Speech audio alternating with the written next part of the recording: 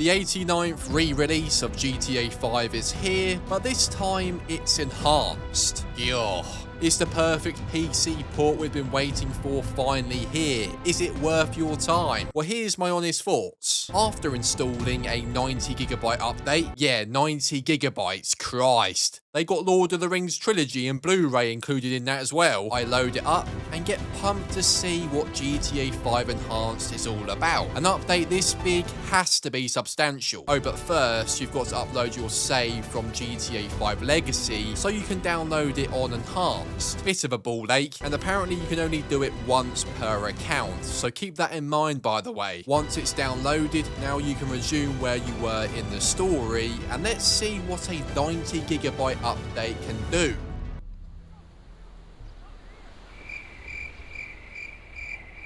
I mean, the visual difference is revolutionary, to be fair. Blown away, isn't it? There are some minor visual improvements off the bat, but to be honest, if I had to guess what was enhanced and what was the Legacy Edition, or my bollocks are coming off, I'd probably end up bollockless. But let's check out the new graphics settings. And as you can see, DLSS is finally here with several different modes, along with the ray tracing settings which were turned on. As we cane it around Los Santos, the FPS does feel a lot more stable than before, and the same can be said in other areas of the map, which is good so far. I also noticed that the menu screens are now 60 FPS instead of 30, which isn't going to exactly pump blood into your dick with excitement, but it's still kinda cool. Draw distance in game seems to be improved too. I mean, take a look at this.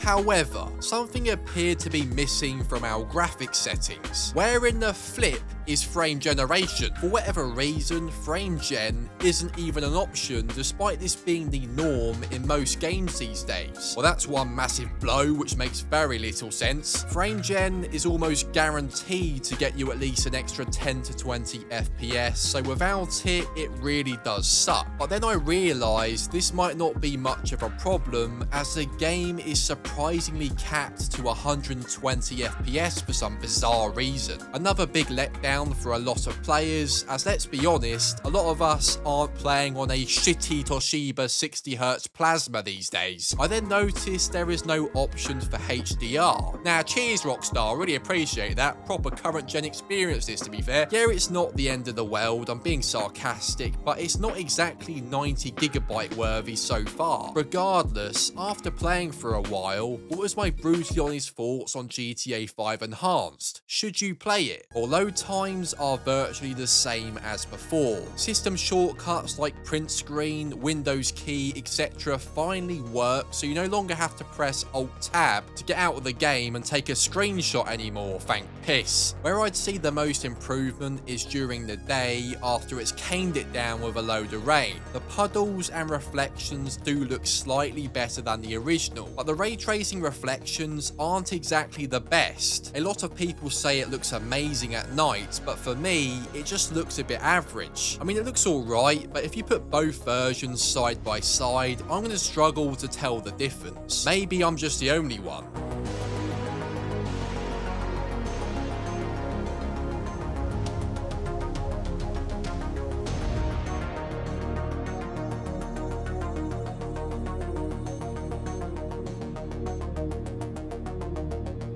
But I must say, the ray trace reflections on vehicles look proper dog shit. It literally looks like your mum's taken your car out, crashed the bastard, and tried to get a super cheap, easy paint job. The reflections look pretty damn bad, and I thought this would have been improved. And to be honest, the same can be said by the quality of the reflections in puddles as well. They just look absolutely shit. Unfortunately, things got worse once I started reading the experience of other players on Reddit. It's clear that the performance isn't the best without frame gen, especially on popular cards such as the 5080, which is quite surprising and also disappointing. I then saw a comment claiming that the PS5 textures have not even been ported over. So we're essentially playing the PS4 version but with ray tracing and DLSS added. I'm no professor in textures, so I don't examine them every night. But if that's true, it's another kick to the bollocks, and to be honest, it wouldn't really surprise me if that was true, as textures don't really look any different to me.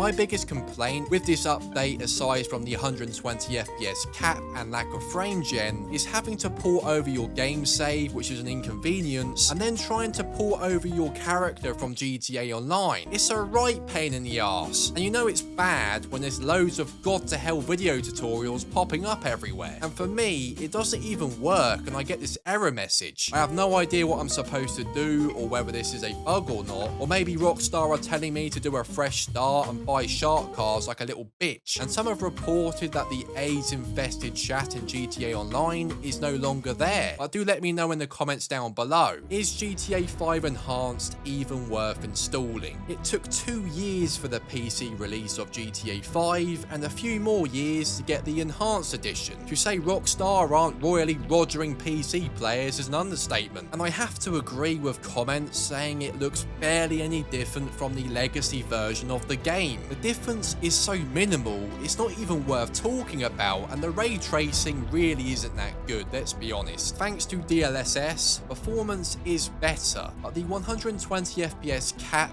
no HDR, and lack of frame gen is quite disappointing. However, this update might not be good, but at least it's free. And I'll give Rockstar credit for that, as they normally charge about $40 for re-releases these days. Although, I can't help but feel like I've wasted hours of my life I can't get back downloading a 90GB update, and I certainly won't be playing this again anytime soon. So no, this 89th re-release of GTA 5 really isn't worth your time in my opinion. Although, what do you think? Were you expecting it to be more than it is, or are you happy with this free update? Let me know your honest thoughts in the comment section down below. Thank you guys for watching as always, and I will see you next time.